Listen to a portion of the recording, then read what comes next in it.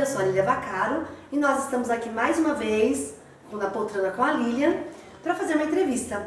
E hoje a nossa entrevista vai ser uma entrevista um pouquinho diferente do que nós estamos acostumados a fazer.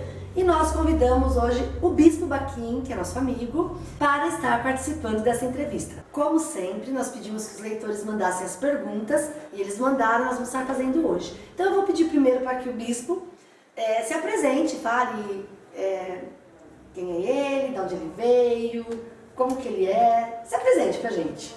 Olá, você que está nos ouvindo, eu sou o Bispo Baquim, eu sou capial do interior, nasci lá em Bebedouro, interior de São Paulo. Tenho apenas 55 anos, pode ter um pouquinho mais, mas é mais ou menos por aí. E há 33 anos eu sou pastor e há 27 sou pastor da Igreja Batista Unida da Graça. E hoje é um prazer a gente estar aqui para discutir algumas coisas. Minha formação era teológica, eu formei aqui na Faculdade Teológica Batista Grande ABC, sou da primeira turma de formandos, já faz um tempinho já, mas é um prazer estar aqui conversando com vocês. Vamos tentar responder todo mundo, né? Uhum. Se não for agradável, me desculpe, mas a gente quer falar o que é importante. Sim, nós vamos estar vendo as questões aos olhos do bispo como pessoa e também como um sacerdote, fala?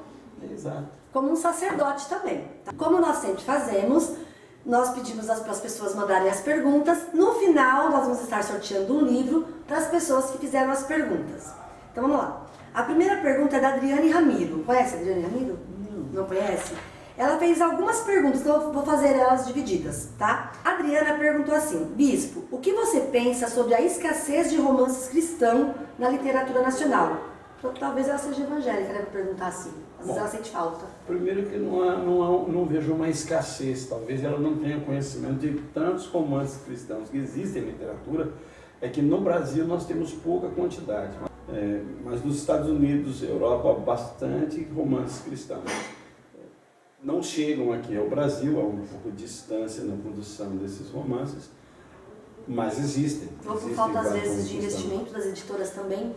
Talvez contato, né, com outras editoras que são fora do país para poder trazer e apresentar. Quem sabe a editora não faça alguns contatos. Vamos estar em Miami agora em outubro. Né? Pode trazer alguém de lá. Já pensou? Que legal. Olha, eu separei dois aqui que nós temos aqui em casa. Que um é da Thaís Cortez, amiga nossa, já fez bastante evento com a gente. Ela lançou pela Ágape, da Novo Século, e é Acima de Nós. É um livro muito bom e é um livro evangélico também. Ela não colocou no livro como matemática evangélica, embora foi lançado pela Ágape. Então nós sabemos que é evangélico, nós já lemos, é um livro muito bom e nós vamos estar sorteando ele. Então de repente a Adriana ganha o livro, né? Tem também esse livro A Bandeja, que é da Alicia Barros, e é um livro evangélico também muito bom, um romance muito bom. Então de repente se a Adriana achar interessante, ela pode estar procurando. Ele é da Atitude, tá? Depois se você precisar pode entrar em contato com a gente indica pra você. Tem esses dois, então... E tem esse aqui que de repente ela pode estar ganhando. A Adriana Ramiro fez mais algumas perguntas. Ela colocou assim, ó: e para romances desse nicho ter um bom acolhimento, o que ele deve ter? Bom, se é um romance cristão, tem que ter alguma coisa a respeito da vivência cristã. Você vai atrair o público cristão a ler esse romance. Uhum. Se não tem nada disso, ele pode ser um romance comum e cair praticamente no esquecimento. Depende dessa linguagem, que ela seja bem dentro do próprio nicho que ela está falando, que é o povo que normalmente vai comprar e ler isso, né? Exatamente. Ela perguntou assim: romances cristãos devem ser feitos com base na vivência do público-alvo ou atender o gosto para todos e qualquer leitor? Se você vai fazer um romance cristão, público-alvo. Se você quiser abrir o leque, eu acho que é uma questão desse livro, né? O Caminho de Nós, achei interessante, é um título sugestivo. Que é esse aqui? De baixo? Não, esse primeiro, né?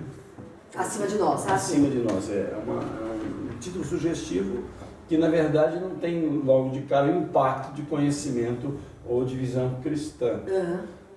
Eu citei, estava contando com vocês aqui, existe um livro de romance americano que ele escreve, né, sobre o céu que nós vivemos. Uhum. O tema também, se você olhar, ele parece um romance comum, mas ele é um romance cristão. Então, ele é nacional? Nacional não? Não, ele é lá nos Estados Unidos. Ah, tá. Ele é americano, aqui no Brasil eu ainda não vi isso. Uhum. Então, há alguns romances que podem atingir, em geral, lá dentro com um foco cristão. Né? Então não precisa ser totalmente, especificamente, só com uma chamativa cristã para isso. Acho que a gente percebe muito isso em vários filmes. E tem filmes na Netflix mesmo que são evangélicos e a pessoa às vezes nem percebe. Exatamente. Tem um fundamento. Vários temas, né? Discutindo a vivência, onde tem uma pitada de romance, e tá embutido ali, né? Na situação. Outra pergunta dela também. Ela perguntou assim: esses livros devem ser polêmicos ou fugir de assuntos que contradizem a fé cristã? A polêmica pode existir. Agora, contradizer a fé cristã, então, não deixa de ser um romance cristão. Ele pode ser uma apologia a outra coisa sobre o cristianismo. Mas fugir do tema cristão seria difícil, essa situação. Verdade. Nós avisamos nossos amigos que as perguntas poderiam ser variadas, tá? Então, assim, tem todos os tipos de perguntas aqui. Tem umas perguntas mais tranquilas e umas mais pesadas. Nós vamos ouvir agora a pergunta do Kelvin Henrique. Como é ser pastor numa sociedade tão mista em pensamentos e religiões? E cite um conselho aos evangélicos. O Kelvin acho que é a minha ovelha lá da igreja. Ah, é? Ah, legal. O Kelvin é um membro participativo. Como é ser pastor numa sociedade tão mista em pensamentos e religiões? Olha, é um grande desafio. Né? Nós vivemos numa sociedade de liberdade de pensamento e uma pluralidade de pensamento. Você tem prós, contra, gente nada a ver, né? E gente que não está nem aí com nada também. Ser pastor neste momento, você precisa fazer algo para si e para a igreja com quem você trabalha com relevância. Mas entendendo bem o seguinte, que as pessoas só seguem a quem elas acreditam. Então um pastor, para estar ministrando a uma igreja, aquela igreja tem que acreditar nele, né? E principalmente você tem que viver o que prega. Então o que vai dar a esse pastor relevância neste tempo, numa sociedade mista, uma sociedade cheia de pensamentos, é a credibilidade que ele tem diante das suas ovelhas. É isso que vai fazer com que ele seja um pastor ouvido. Né? Ele quer um conselho. Um conselho para os evangélicos, parece que Meu conselho para os evangélicos é o seguinte: você tem que fazer com que a sua vida seja relevante neste mundo. Diferente, né? Há muitas pessoas que pensam que ser cristão é estar distante dos outros. O que Cristo nos ensinou é que nós devemos estar dentro da sociedade e fazer valer a pena o que nós vivemos com Cristo. Esse é um conselho para qualquer cristão. Me diz uma coisa, vai saindo um pouco, mas a gente faz isso às vezes, tá? A gente lembra de alguma coisa e faz a pergunta. Antigamente, quando as pessoas falavam assim, ele é evangélico, as pessoas falavam assim, não, pode confiar, não vai lá que, é evangélico, pode vender, pode fechar os olhos. Hoje não. Hoje eles falam assim, evangélico aí não vende, não confia não. O que você acha que aconteceu para o evangélico perder a credibilidade? Bom, primeiro que o termo evangélico é um termo que vem do inglês, né? Um termo do inglês que chama de evangélico ou de evangelho, mas a palavra, na verdade, significa boas novas. Hoje a grande diferença está pegando na questão de ser evangélico virou uma moda, virou uma onda, um conceito. Ser evangélico até é status, né? Eu sou evangélico, como se fosse uma coisa especial do outro mundo. Mas eu acho que o grande problema, nós estamos vivendo uma crise verdadeira de cristianismo, que é bem diferente de ser evangélico ou até de ser gospel, né? Sim. Hoje em dia tem muita gente gospel. Né? O evangélico ele se tornou uma pessoa comum. Durante muitos anos no Brasil, o cristão, os evangélicos, né, eram chamados de pula na água, Bíblia. Eu passei por essa fase toda, né, de gente alienada. Mas hoje você tem uma gama de pessoas que estão aí no topo da sociedade, com um padrão de vida elevado, de conhecimento, que são evangélicos. Então mudou-se essa visão. Então, o que está pegando na credibilidade é a vivência. As pessoas, elas estão indo para as igrejas, normalmente, para fugir de problemas, para melhorar a vida, mas elas não estão indo lá para mudar um conceito de vida e andar nos conceitos que Cristo tem. Então, ser evangélico não é sinal de honestidade. Conheço muita gente que não é evangélica que é honesta. Tem caráter, né? É uma questão realmente de trabalhar na vida e de um posicionamento de viver o que você prega. Bispo, qual que é a sua visão sobre outras religiões que não sejam evangélicas? Nós temos diversas fontes religiosas hoje aqui no Brasil. Primeiro a gente tem que entender o que é religião, depois entender essa questão de seitas religiosas, né? Sente uma confusão entre religião é tudo aquilo que tem um Deus principal, tem uma base doutrinária, isso é religião. Então nós podemos pensar em religião, o cristianismo é uma religião, o islamismo é uma religião. O catolicismo é uma religião? Não, ele é uma seita religiosa. Por quê? Ele sai do ramo do cristianismo. E a macumbaria, ela é uma religião? Não, ela é uma seita religiosa porque ela sai do candomblé, da base religiosa das religiões afrodescendentes. A visão é uma só. A minha visão quanto às religiões passa por uma base. Para mim, minha base de fé é a Bíblia. Eu creio que a Bíblia é a palavra de Deus. Então, a Bíblia vai falar sobre a questão da idolatria, da feitiçaria, do relacionamento com o mundo espiritual. Então, a minha visão está baseada na Bíblia, na palavra de Deus. Eu sei que tem pessoas, né, que estão pensando, mas fulano machutou a santa, ciclano criticou o outro porque o outro é macumbeiro. Eu entendo que eu não prego contra religiões. O que Cristo nos chamou, ele disse, vinde a mim. Ele não disse para falar desse ou daquele. Jesus chamou atenção para si mesmo, né? Então, eu creio que o Evangelho ele precisa ser pregado na seguinte base. Olha para Jesus. Confia em Jesus. E também dizer o seguinte, faça o que eu falo, o que eu faço. Como eu sigo Jesus é que eu quero que as pessoas também conheçam. Agora, como as pessoas vivem suas religiões, elas estão buscando fé. Na grande maioria das pessoas estão buscando uma fonte de crer. O homem tem uma necessidade de crer no sobrenatural ou crer numa coisa espiritual. E nessa busca, ele busca diversos caminhos. Verdade. Nós temos a pergunta agora aqui do Guinho Monteiro. Guinho, ele é um leitor nosso da editora, uma pessoa muito gente boa. O que o pastor acha do dízimo? Acha correta a forma que algumas igrejas o colocam e que às vezes é motivo de tristeza para alguns e chacota para outros? Bom, se eu não cresce no dízimo, não seria pastor. Eu preciso crer na Bíblia por inteiro. A questão do dízimo, ela é polêmica porque as pessoas tratam o dízimo como dinheiro, ou dinheiro como assunto material. Quando você conhece a Bíblia, conhece a palavra de Deus, você entende que tudo na vida é assunto espiritual. A Bíblia não fala contra o dinheiro, ela fala sobre o apego, o amor ao dinheiro. O problema não é você ser rico, ou você ter pouco ou ter muito. O problema é você pôr o coração naquilo. A Bíblia diz assim que onde está o seu coração, aí está o seu tesouro. Então muitas pessoas colocam o coração no dinheiro e ali é o tesouro, elas vivem por causa do dinheiro. Agora o dízimo, para quem não conhece, é um plano que Deus deu para a igreja se sustentar sobre a terra. Não tem jeito, garotão. Paga água, paga luz, telefone, internet, né? A gente põe gasolina, material, tudo isso custa dinheiro. Nada nesta vida faz sem dinheiro. Aliás, é isso que serve o dízimo.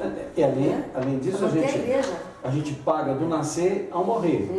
E o dízimo é a forma que Deus deu para sustentar a igreja. Nada mais que isso. Agora, o que acontece com algumas pessoas é que acham que todas as igrejas fazem do mesmo jeito. E não é certo. Bom, se você for na minha igreja, lá nós temos um contador, tudo é contabilizado, é prestado contas. Eu tenho 2 tesoureiros que cuidam de dinheiro. Eu não mexo na conta de dinheiro. Eu recebi o salário e cuido da minha vida. A igreja tem quem administra essa parte social. O que você precisaria é conhecer isso. Agora, as pessoas fazem as coisas erradas. Aí eu concordo com ele. Aí estraga. Existe gente que pode provocar tanto a raiva quanto ao dízimo, como vergonha quanto ao que fazem. Então está na prática das pessoas e não no que a Bíblia cuida, né? E não no que a Bíblia ensina. É de quem cuida. E de quem cuida. E de quem prega também. Verdade. Tiago Assoni, ele é escritor, não é da nossa editora, mas ele é um escritor, já esteve aqui, já teve uma entrevista, e ele também é um leitor da editora Coerência. Ele perguntou assim: Bispo, eu gostaria de saber qual seria a opinião sobre aproximar mais a Bíblia do leitor, sendo que muitas das passagens são difíceis de digerir e acabam com uma leitura chata para ele. Por exemplo, fazer uma história em quadrinhos sobre algumas das histórias seria algo interessante na sua visão? Bom, primeiro, como eu disse, Tem, estava um tem pouco aí, né? desinformado. Aham. Nós temos aqui Uma a delas. bibliação, essa é uma das edições, é uma Bíblia toda em mangá. Aham. Elas já existem. Há muito tempo já, Existe né? uma edição para criança, para adolescente, Essa acho que para era adolescente. e tem para jovem e já tem para adulto também. Em mangá também? Tem em mangá para adulto. Não tem e como tem falar que é difícil, né? Não, e tem uma edição tipo jornal. É interessante que é todo montado como se fosse um jornal, com fotos e tal. Então, a tentativa de proximidade da Bíblia... Dá para aprender, né? Tem. As palavras, quando a gente diz é difícil de digerir, é aquele tal negócio. Tem livros também que a gente lê e acabou falando o que ele falou, né? Para que serviu? Então, já existe no mercado diversas coisas. Já existe uma proximidade. Eu não aconselho que você vá numa banca mais próxima, você vai achar uma Bíblia dessa e você vai gostar da leitura. Também acho que vai, porque o Luigi leu e gostou. Amanda Geles. Amanda Geles é a nossa conhecida também, ela é parceira da editora. E ela perguntou assim, se eu não me engano, acho que ela é da Batista. Ela perguntou assim, como a igreja pode atrair o jovem de forma que não assemelhe ao mundo? Bom, hoje, quando o pessoal fala em assemelhar ao mundo, o pessoal precisa pegar a forma. A Bíblia diz assim, que você não deve ser igual ao mundo na questão da forma. O que é forma? Forma é uma coisa igual. Mas você vai encontrar hoje na igreja você tem ministério de dança. Nossa igreja ela tem dança, tem teatro. Eu tenho uma turma que se chama Mochileiros de Cristo. Eles fazem slackline, gospel e fogo, faz tipo coisa de palhaço na rua. Envolve o jovem, né? Envolve o jovem. Você pode atrair jovem. O que não é do mundo? É a linguagem que você usa, a mensagem que você traduz. Do que você usa, né? E lembrar o seguinte, a Bíblia diz o seguinte, Jesus diz o seguinte, não os peço que os tire do mundo, mas que os livre do mal. A igreja deve produzir condição para que o jovem não seja contaminado com drogas, com sexo ilícito, com essa bagunça moral ou imoral que existe por aí. Condições de ele ter expressão de ser jovem, de ser feliz, de ser alegre, de viver a sua idade. Ir à igreja, ou estar numa igreja, não significa você deixar de ser adolescente ou deixar de ser jovem. Senão ele vai poder ir para a escola e pode sair mais, né? Não, e outra coisa, você precisa ser alguém e se conhecer. Então, na adolescência, né? Que as crises estão se descobrindo, né? que existem, são tantas elas. Então, a igreja hoje pode fazer faz muitos trabalhos que são relevantes e que não tem realmente uma vivência ou uma conotação de igualdade com o mundo. Pode ter a semelhança, mas talvez não seja igual. Eu acho que a forma que ela perguntou aqui é assim, porque eles falam, não pode estar misturado com as pessoas do mundo. Mas se eles não puderem se misturar, também como eles vão buscar o povo lá Eu fora? acho que ela está preocupada, sabe, com aquela linguagem, né? Tatuagem, piercing, não sei o que. Tá, costumes. Os costumes. Essa é uma questão a se discutir cada coisa. Há uma porção de coisas hoje em dia praticadas que não está na Bíblia. Né? Por exemplo, dança é um encontro na Bíblia. Sim. Eu já vi muito ainda. Teatro também. Menina dançou. Tantas coisas que aconteciam. Mas essa questão de piercing e tal é uma coisa para se discutir teologia. E eu não vou discutir aqui, senão a gente vai levar horas. Dias. Eu tenho meu pensamento, tem alguns que têm um pensamento contrário. Sim. Mas eu entendo que hoje muitas igrejas estão fazendo algo relevante com o jovem e importante. Eu acho que antigamente, né, eles não podiam fazer nada. Hoje está mais tranquilo, né? Não precisa ser jovem no meu tempo, que era legal, a gente não podia... No meu não podia nada. Jamais, né? Calça de barra italiana era pecado. Nossa. Né? O cabelo não podia ser comprido, tinha que ser cortadinho, né? Não tinha umas coisas assim maravilhosas, que ele não podia... Meu pai foi no tempo que não podia ter rádio. Então a gente tem umas coisas legais. É verdade. Conheço muita religião que não podia Já pensou, sabe, que não pode usar a internet hoje? Nós conhecemos alguém da história da nossa família que a televisão ficava dentro do armário, fechado, para ninguém ver, que era pecado ter televisão, né? Mas isso tudo mudou e a gente entende que o mundo mudou. A Bíblia fala que deve ser transformados pela renovação do entendimento. E é isso que muda a gente. Mente transformada, a vida também transformada. A vida transformada, é verdade. A Amanda fez outra pergunta também. Ela colocou assim, como que a sua igreja, a Igreja Batista, ela colocou bem claro aqui, trabalha a questão do homossexualismo, religião e sexualidade? Bom, a Batista e Bug. A Batista e Bug é uma igreja batista que não tem ligação com nenhuma convenção batista brasileira. Então, independente. Legal, somos totalmente independentes. Sobre a questão da homossexualidade, esse é o assunto mais antigo da Terra. Eu acho que quando ainda não havia nenhuma sociedade estruturada, a homossexualidade já existe. É o assunto mais velho que existe da Terra. Como que nós vemos a homossexualidade? Segundo a Bíblia, é pecado e é uma coisa anormal. Eu não creio, e isso está provado cientificamente, que Deus não criou o homem, a mulher e a coluna do meio. Ele criou o homem e criou a mulher. Ele criou seres definidos. Por que surgiu essa indefinição? Porque o homem tudo contamina. Se perde a razão, a família está contaminada, a sociedade está bagunçada. A ideia do homossexualismo, a difusão do homossexualismo, surgiu mais ou menos nos anos 28, 29, com a Grande Depressão nos Estados Unidos e com a mudança, quando o poder da esquerda caiu lá na Rússia, e a esquerda resolveu crescer de uma outra forma. E como que ela resolveu crescer? Atacando a família, a personalidade e levando as pessoas à destruição. Todo mundo pensa que isso é novidade, isso é mais velho que andar para frente. Então, nós entendemos que o homossexualismo é um problema pessoal e que precisa ser tratado pessoa a pessoa. Entendemos que a pessoa, para deixar de ser homossexual ou não, é uma escolha pessoal, não é uma imposição. Eu tenho casos na igreja de homossexuais. Eles não são como os outros, normal, não estão lá toda hora, com trejeitos e tudo mais, mas eles sabem a sua posição e eles querem sair. A igreja o trata, conversa, temos pessoas que acompanham, que orienta, ajuda, existe um tratamento pessoa a pessoa. E isso as pessoas que querem. As que não querem. Vai fazer o quê? Se chega um homossexual na igreja, você recebe ele normal, como outra pessoa. Ele senta lá, a igreja está de porta aberta, a igreja não pode fechar a porta. É velha Porque história. as pessoas têm medo. Eu sou homossexual, será que eu posso ir nessa igreja? É velha história. Por que o cachorro entra na igreja? Porque encontrou a porta aberta. Se a porta tivesse fechada, não tinha entrado, tinha ido embora. Então, por que as pessoas entram na igreja? Porque as portas estão abertas. Qualquer um. Agora, por que eu posso entrar? Porque você pode entrar. O que vai acontecer é que você entrar a um culto é uma coisa. Você participar de uma comunidade é uma outra situação. Né? Você pode ir para diversos lugares, não significa dizer que o homossexual pode ir todo dia na igreja assistir o culto normal. Normal, você está lá, você está no culto, ele vai ouvir.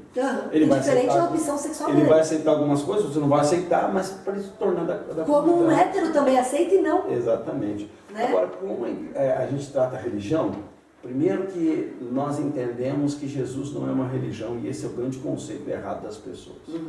As pessoas querem seguir Jesus como religião, e ele não é uma religião, ele é uma pessoa. Jesus tem um relacionamento pessoal, ele quer relacionar-se com as pessoas. Quando a gente fala em religião, pensa em sistema. E Jesus não criou sistema, ele criou um relacionamento pessoal. Ele andou com os seus discípulos, e tudo que ele ensinou foi para o relacionamento das pessoas. Então, nós entendemos que a vida religiosa é uma vida pessoal, o seu relacionamento com Deus é pessoal. É isso que nós queremos, que entendemos na igreja. Então, a visão da Igreja Batista da Graça é que nós investimos em pessoas.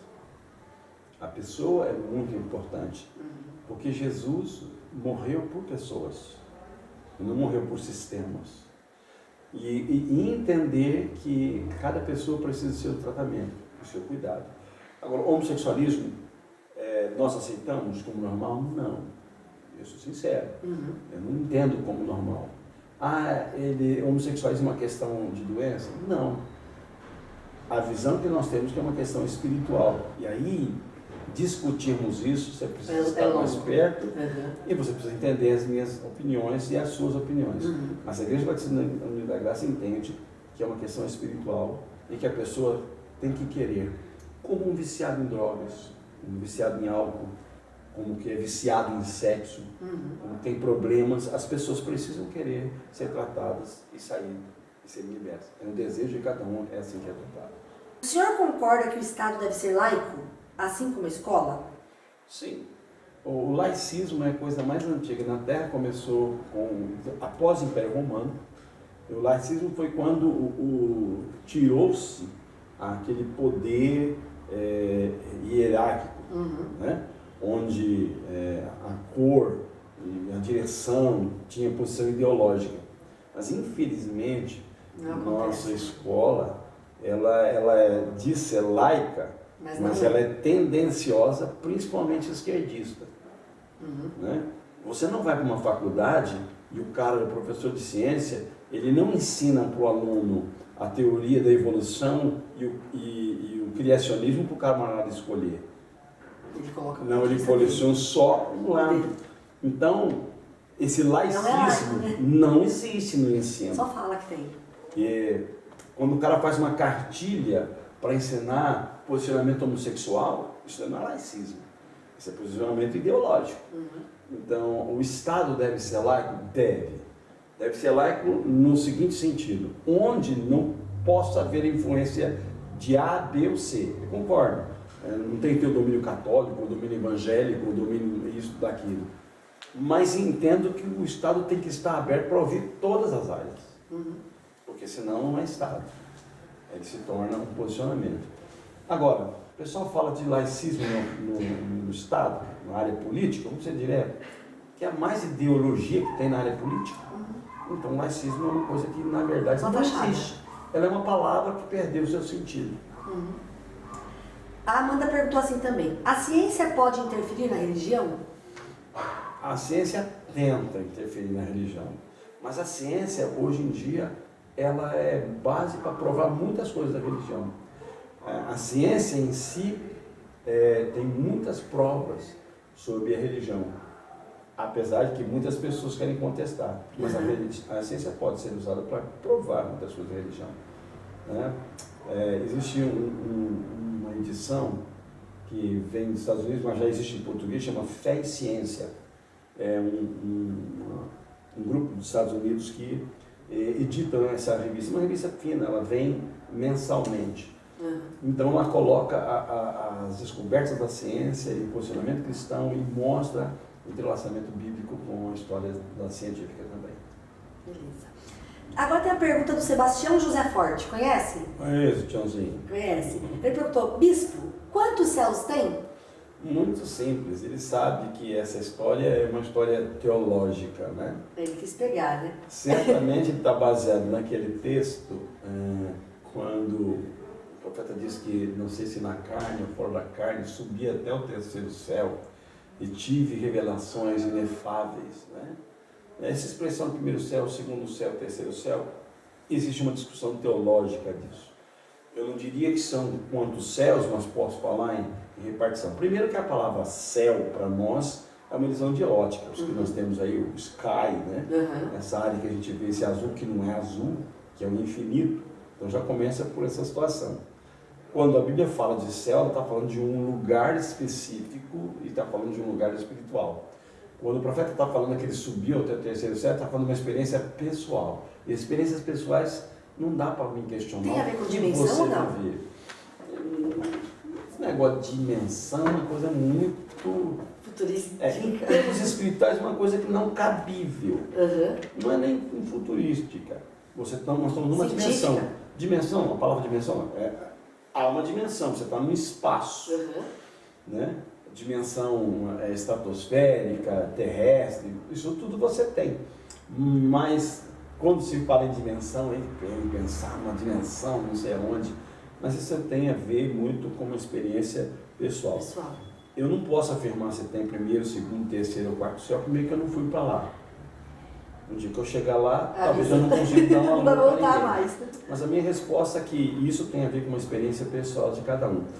A Bíblia não fala exatamente de quantos céus tem, mas conta a experiência, por exemplo, no Apocalipse de João, que João teve uma experiência e que foi trasladado e lá viu tantas coisas, tanto que o livro de Apocalipse em inglês significa Revelation, né? O livro da revelação. João traz essas revelações para nós. Isso me indicou muito pessoal. Eu também já tive experiência que, se eu contar, não é muito interessante para todo mundo, mas elas são, para mim, verdadeiras. E isso é uma questão de multiforme, muito particular. A questão dos céus, Sebastião, um dia a gente vai ficar sabendo junto. Isso aí. Nós vamos fazer o seguinte, vamos fazer o sorteio deste livro. Eu vou pedir para o bispo tirar um papelzinho aqui das pessoas que fizeram a pergunta. Pode escolher aqui, pode pegar e pode ler. Aqui, tudo Todo mundo quer sorteio, né, também. Quem saiu?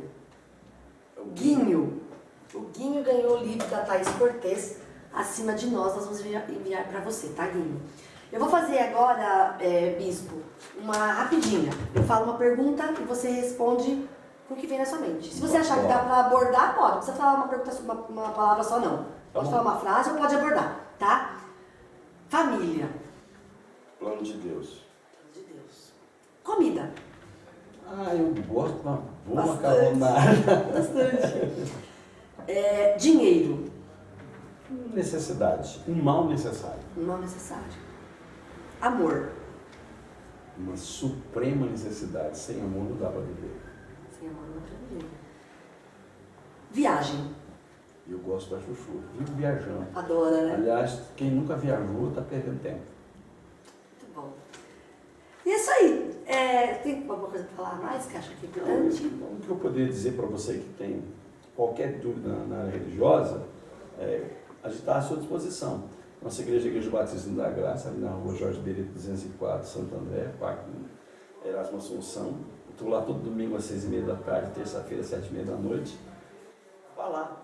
Uma coisa que eu esqueci, pediram para eu perguntar também, mas eu não coloquei aqui. Você tem algum livro escrito na gaveta com intenção de publicar? Quantos livros você tem?